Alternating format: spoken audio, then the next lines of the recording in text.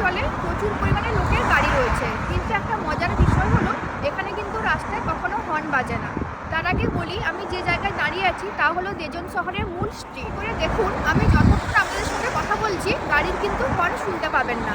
তার কিছু স্পেসিফিক কারণ রয়েছে। কথা বলছিলাম বলে ওখানে এত পরিমাণ গাড়ি চলছিল যাতে আমার আওয়াজটা ভালো মতো আসে, তাই আমি আমাদের বাড়ির কাছে যে নদীর ধারটি আছে ওখানে এসে আমাদের সঙ্গে কথা বলি। কোরিয়ার ডিসিপ্লিন খুবই স্ট্রং, আর এখানে সবাই লেন ফলো করে। অর্থাৎ এখানে 4 চাকার জন্য একটা স্পেসিফিক জায়গা থাকে, 2 চাকা অর্থাৎ সাইকেল ও স্কুটির জন্য একটা স্পেসিফিক জায়গা থাকে, এবং হাঁটার জন্য সুন্দর বাধাই পথ করা থাকে। আর এই লেন ফলো করে সবাই গাড়ি চালায়, কেউ কিন্তু এই লেন ক্রস করে কারোর সঙ্গে কারো ধাক্কাধাক্কি করে না।